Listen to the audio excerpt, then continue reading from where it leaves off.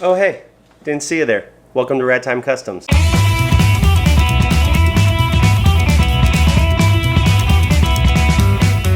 As I'm sure most of you know, you can go into a paint store with a paint code and you can get a pint, a quart, a gallon mixed up to match the vehicle.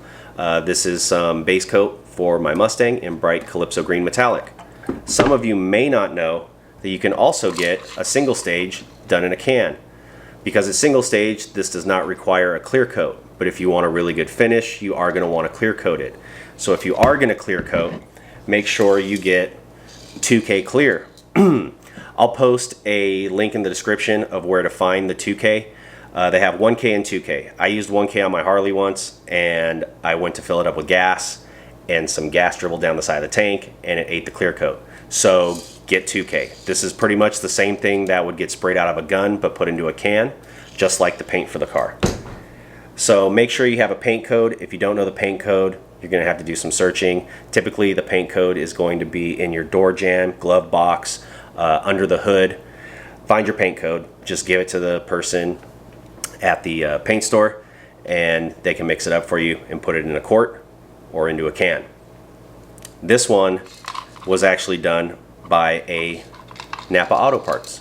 So check around. There may be places that you don't think do this that actually do it.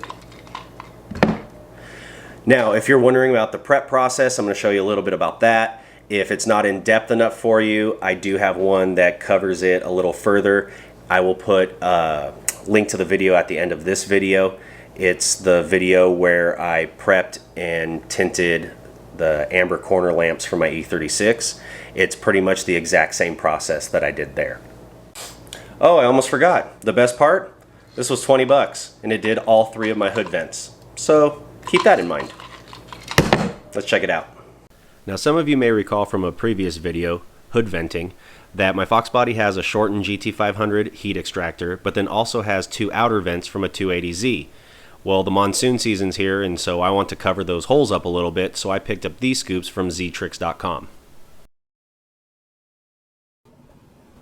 Now, since I already had it fitted to the car, they're already drilled. I sanded down the area where the drill marks were, and now it's ready for some 800 grit wet sandpaper.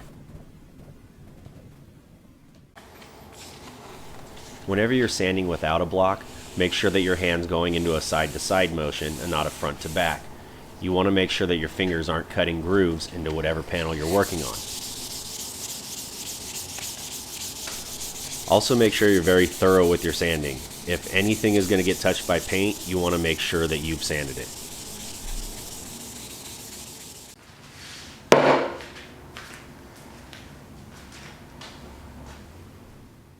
Make sure you shake your paint well, especially if you're using a metallic. The metallic can start to clog up, and then you'll start leaving little spots behind, and it's just going to look terrible. So when you think you're done shaking it, shake it a little bit more.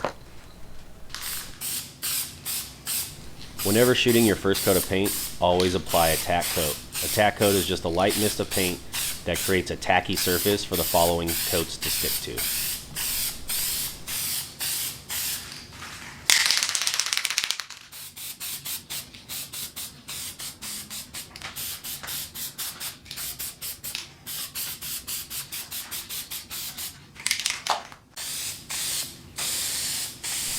Now that you've applied a tack coat, you can lay on your first full coat. In this coat, you're making sure to cover the area as smoothly and evenly as possible.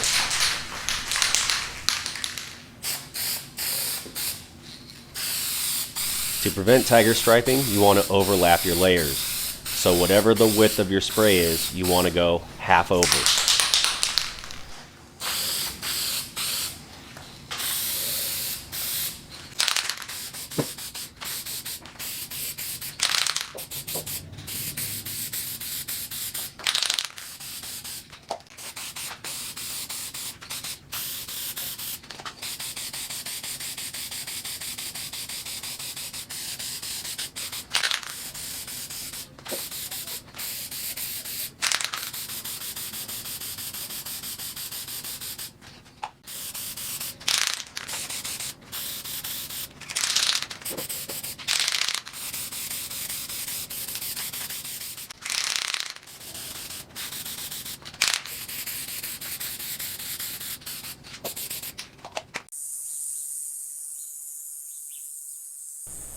Now that I'm done painting, time to put it on the car, see how it looks.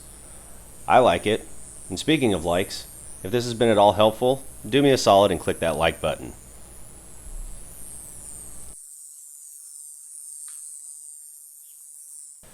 Well, this scoop's done, but I still have to install the others. So I'm going to show you real quick how I installed this scoop from ztricks.com. So when these scoops arrived, it came with all the hardware. It gave you this screw with a nut. It's got a flat top on it, and it has little bevels inside that grab the fiberglass, so there's no need to have a screw head on the top. So you got these little knurls that just sink right into the fiberglass and hold it in place so that you can tighten the nut. To drill the holes, I used 2 bits. One bit that was the same diameter as the threads, and another one the same diameter as the head. I drilled the threads first, and then I drilled a little bit for the head so that it will sink in and lay nice and flat.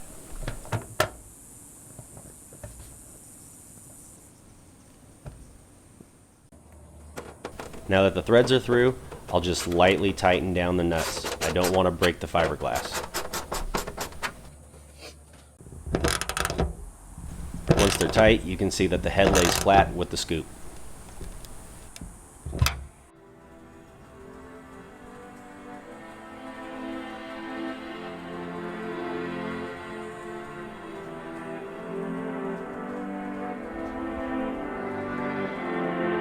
But wait, I'm not done. This is the perfect time to finish the GT500 center scoop that I've shortened to fit into the Mustang.